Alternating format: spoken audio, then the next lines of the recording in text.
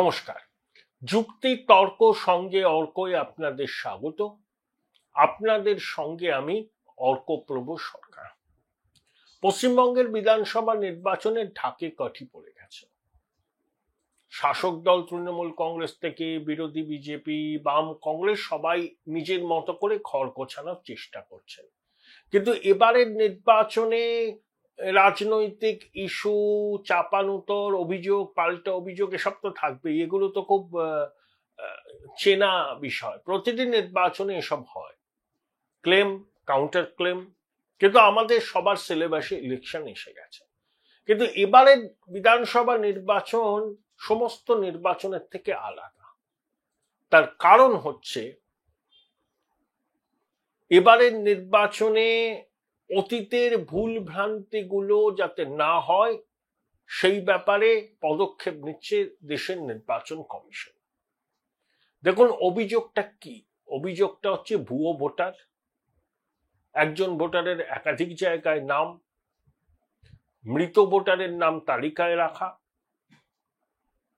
বেআইনিভাবে নথি সংগ্রহ করে ভোটার তালিকায় নাম তোলা। যেমন বিজেপি যে অভিযোগটা করে, রোহিঙ্গাদের ঢুকিয়ে দিয়েছে ভোটার তালিকায় এবং টাকার বিনিময়।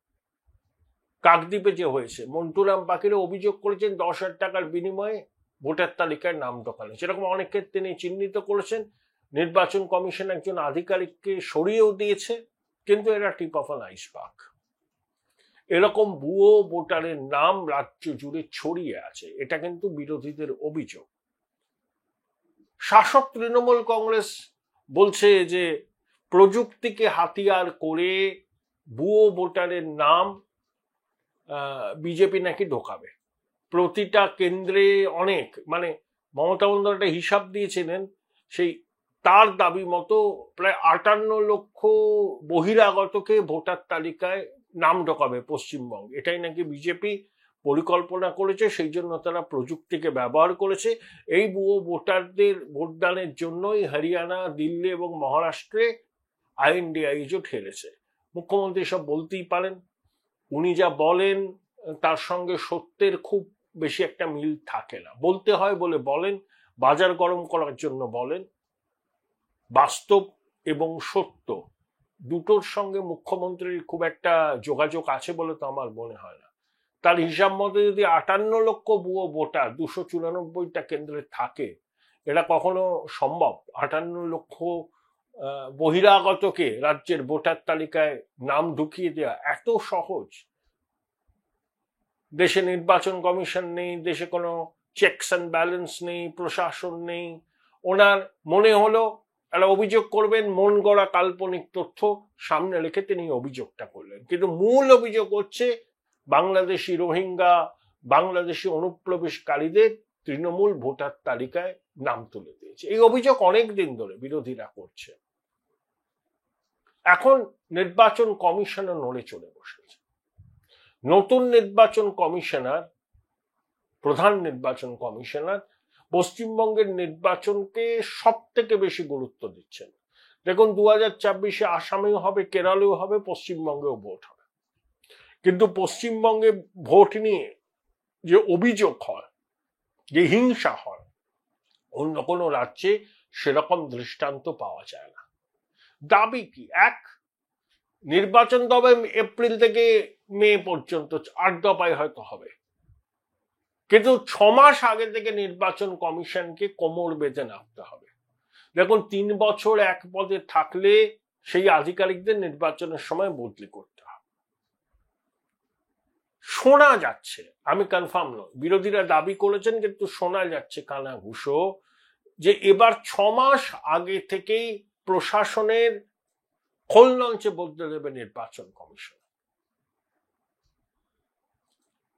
3 বছর এক পদে আছে, কেউ কলকাতায় আছে, তাকে আমি এতে পাঠালাম, কৃষ্ণনগরে পাঠালাম, এর মধ্যে সীমাবদ্ধ থাকবে না। প্রয়োজনে বাইরের রাজ্য থেকে IAS, IPS এবং অন্যান্য আধিকারিকদের এনে গুরুত্বপূর্ণ পদে বসিয়ে দেওয়া হবে।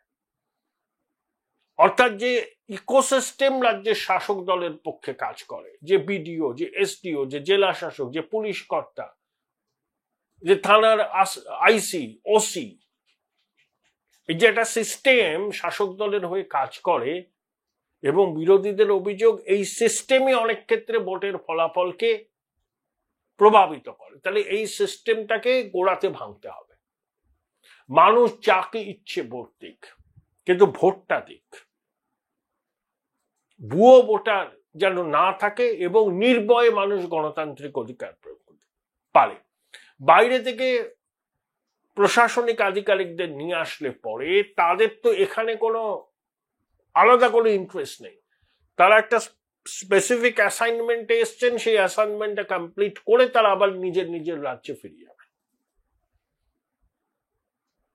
এখানকার প্রশাসনকে, পুলিশকে, বিডিও এসডিওদের যদি ভোটের কাজে ব্যবহার করা হয়, অবাধ নিরপেক্ষ সুষ্ঠু ভোট কিন্তু হবে না, হবে না। সাধারণ মানুষ যে এক্সপেক্ট করবেন ফলাফল এরকম হতে পারে, দেখবেন কিছুতেই তাদের সেই এক্সপেকটেশন ফুলফিল হবে না। অর্থাৎ ওই ভোটার তালিকায় নাম তোলা থেকে শুরু করে ভোটের দিন ভোট দেওয়া এবং ভোট হয়ে যাওয়ার পর গণনা কেন্দ্রের যে খেলা, শাসক দল সেটাকে এমনভাবে পারদর্শী, তাদের সিস্টেমকে কাজে লাগিয়ে তার সুফল তারা দীর্ঘদিন ধরে পেয়ে আসছে। সেই সিস্টেমটাকে ভাঙতে চাইছে নির্বাচন কমিশন। বিরোধীরা বারবার করে বলছেন তারা তথ্য নথি জমা দিয়েছেন, ইলেকশন কমিশনের দরবারে বিরোধী দলনেতা প্রতিনিধি দল নিয়ে গিয়েছেন। দেখুন, নতুন যে নির্বাচন কমিশনার এসছেন রাজ্যে, তিনি অতীতে যিনি ছিলেন তার মতো অনুপ্রাণিত গৃহপালিত নন এবং তার নাম প্রস্তাবই করেনি রাজ্য সরকার। যে নামের তালিকা দিয়েছিল নির্বাচন কমিশন হিসেবে, দেশের নির্বাচন কমিশন একজনকেও তার থেকে মনোনীত করেনি। যাকে মনোনীত করা হয়েছে তার 1 বছর চাকরি আছে, নির্বাচন হয়ে গেলেই তিনি অবসর নিয়ে নেবেন, সুতরাং তার খুব একটা স্টেক নেই এবং তিনি রাজ্য সরকারের গুড বুকেও ছিলেন না। তাই শুভেন্দুবাবু বলেছেন যে আমরা আশাবাদী স্বচ্ছ নির্বাচন করার স্বার্থে নির্বাচন কমিশন উপযুক্ত পদক্ষেপ নেবে। সমস্ত আধিকারিকদের, মানে যারা এখানে আছেন দীর্ঘদিন ধরে, নির্বাচনের 6 মাস আগেই তাদেরকে নিষ্ক্রিয় করে বাইরের রাজ্য থেকে আধিকারিকদের নিয়ে আসা। কোন চুক্তিভিত্তিক কর্মী বা কম্প্যাশনেট গ্রাউন্ডে চাকরি পেয়েছেন তাদেরকে রাখা যাবে না দায়িত্বে। 3, কত কোম্পানি সেন্ট্রাল ফোর্স আসছে সেটা বড় কথা নয়, সেন্ট্রাল ফোর্সের ডিপ্লয়মেন্টটা বড় কথা, এরিয়া ডমিনেন্সটা বড় কথা। তাদেরকে এফেক্টিভ ভূমিকা তারা যাতে পালন করতে পারে সেটাকে এনশিওর করতে হবে নির্বাচন কমিশন। এবং তার জন্য দরকার একটা মেকানিজম, সেই মেকানিজম রাজ্য প্রশাসনের লোকজন তৈরি করতে পারবে না, মানে তৈরি করতে পারলেও তাদেরকে তৈরি করতে দেয়া হবে না 13 তলা 14 তলার চাপে। মানুষ পড়তে না, তারা তাদের গণতান্ত্রিক অধিকার নির্ভয়ে প্রয়োগ করুক, তারপর দুধ কা দুধ পানি কা পানি হয়ে যাবে। তাই এবারের নির্বাচন পশ্চিমবঙ্গে অন্য সব নির্বাচনের থেকে আলাদা হবে। নির্বাচন কমিশনও অতীতের ভুলভ্রান্তি থেকে শিক্ষা নিয়েছে, তারা তথ্য সংগ্রহ করেছে, পুঙ্খানুপুঙ্খ বিশ্লেষণ করেছে, পশ্চিমবঙ্গের বিভিন্ন জায়গায় কর্মরত আধিকারিকদের সম্পর্কে ডসিয়ার বানিয়েছে, অতীতে তাদের কি ভূমিকা ছিল সেগুলোকে তারা বিচার বিশ্লেষণ করছে। এবং অবাক হবেন না যদি নির্বাচন ঘোষণার কয়েক মাস আগে থেকেই রাজ্য প্রশাসনের খোল লঞ্চে বদলে দেয় নির্বাচন কমিশন। সেই প্রস্তুতি শুরু হয়েছে। নতুন নির্বাচন কমিশনার বা জাতীয় নির্বাচন কমিশনের কাছে প্রধান বিরোধী দলের প্রত্যাশাটা কি, এই নিয়ে কথা বলেছিলাম বিজেপির প্রবীণ নেতা তাপস রায়ের সঙ্গে। কি বললেন তিনি শুনুন। তাপসদা, আপনারা গিয়েছিলেন সোমবার, মানে 26শে মে নির্বাচন কমিশনের ওখানে অনেকগুলো দাবি দাওয়া নিয়ে। কতটা অপটিমিস্টিক যে এবারের নির্বাচন একটু অন্যরকম ভাবে হবে, স্বচ্ছভাবে না, হবে? যদিও আমি ছিলাম না হুম ডেলিগেশনে, তবে হুম এটা ঘটনা হুম যে ইলেকশন কমিশন অফ ইন্ডিয়া হুম তাদের তো নিশ্চয়ই এটা তাদের দায়িত্বের মধ্যে পড়ে যে হুম ভারতবর্ষের গণতন্ত্র যাতে কোথাও লুণ্ঠিত না হয়। হুম তো সেক্ষেত্রে আমরা এর পূর্বে এসওপি দেখেছি, হুম 2009-এর ইলেকশন দেখেছি, 2011-এর ইলেকশন দেখেছি। হুম ইলেকশন কমিশনের যে ভূমিকা থাকা উচিত 2024-এ ছিল না, হুম যে কোনো কারণেই ছিল না। কেন ছিল না আমি বলতে পারবো না। হুম বা সেন্ট্রাল ফোর্স, হুম আমি 2009-এর নির্বাচনের দায়িত্বে ছিলাম, 2011 তো নিজের ইলেকশন লড়েছি, হুম তখনও তো সিপিএম এর সময়তেই হয়েছিল। হুম সিপিএম এরও তো দুর্বৃত্ত, গুন্ডা, বদমাস এই যেগুলো এখন করে মমতা এবং তার দলবল, হুম সেগুলো তো সিপিএম এর কাছ থেকেই দেখা শেখা, হুম সেটাকে আরো একটু সুপার ফাইন পদ্ধতিতে। তো হুম সুতরাং ফ্রি এবং ফেয়ার ইলেকশন করতে হবে, মানুষকে ভোট দিতে দেওয়ার সুযোগ করে দিতে হবে হবে হবে। মানুষ যাকে খুশি, যে প্রার্থীকে, যে দলকে বেছে নেয় বেছে নেবে, তার সেখানে জন্য তো কি কারুর কিছু বলার নেই।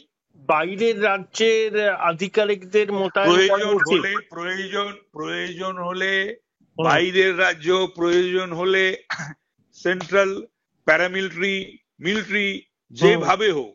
হুম হুম বাংলায় যে ভয়ঙ্কর পরিস্থিতির সৃষ্টি হয়েছে হুম গণতন্ত্রের বিরুদ্ধে, হুম এবং এটা এটা বর্ডার স্টেট, হুম এবং যেভাবে ভুয়ো ভোটার, হুম যেভাবে অর্থ দিয়ে এখানে ভোটার হওয়া যায় এবং হুম আইডেন্টিটি কার্ড এবং আদার সমস্ত সুযোগ সুবিধা ভোগ করা যায়। হুম হ্যাঁ, এই হুম আমাদের অর্থে অন্য দেশের, হ্যাঁ, এটা কি হুম ধর্মশালা নয় তো? না। বাংলা বা ভারতবর্ষটা এটা ধর্মশালা নয়। অন্য জায়গা থেকে এসে তারা এখানে গুন্ডামি করবে, দুর্বৃত্তগুলি করবে, খুন করবে, তারপরে যত রকমের অসামাজিক কার্যকলাপ করবে, হুম যত রকমের সংবিধান বিরোধী, দেশ বিরোধী, রাষ্ট্র বিরোধী কাজকর্ম করবে। হ্যাঁ, এই রোহিঙ্গারা, তাহলে পাকিস্তান, আপনাদের স্পেসিফিক বাংলাদেশ। ডিমান্ড কি? Specific demand? আমাদের স্পেসিফিক ডিমান্ড হলো হুম যে 2026-এর নির্বাচনের অনেক আগের থেকেই, হুম ওই নির্বাচনের সময় সময় নিলে হবে না, হুম কাজ হবে না। হুম অন্তত অন্তত 6 মাস আগের থেকে হুম বাংলা কলকাতার পুলিশকে নিষ্ক্রিয় রেখে, এটা হয়েছিল 9/11-তে হয়েছিল, 200 মিটার দূরে দাঁড়িয়েছিল, হুম হয়নি যে তা নয়। হুম বিষয়টা তো হচ্ছে যে ফ্রি এবং ফেয়ার ইলেকশন করতে যা যা দরকার তাই করতে হবে। ঠিক। This time election commission should hmm not leave any stone unturned. Hmm তার মানে 2026-এর গোড়া থেকেই নির্বাচন কমিশনকে পদক্ষেপ নিতে হবে। নিশ্চয়ই, তার কারণ হচ্ছে যে কোথাও কে বেশি রয়েছে, কোন সম্প্রদায়ের মানুষ, তাদেরকে আগের দিন থেকে বা কয়েকদিন আগের থেকে তাদের সমস্ত ধমকাবে, ভয় দেখাবে। ভীত সন্ত্রস্ত মানুষদেরকে সেই ভীতি কাটাতে হবে, সন্ত্রাস মুক্ত করতে হবে বাংলাকে। থ্যাংক ইউ তাপসদা। Join Indian Institute of Hotel Management now. Right choice, right decision.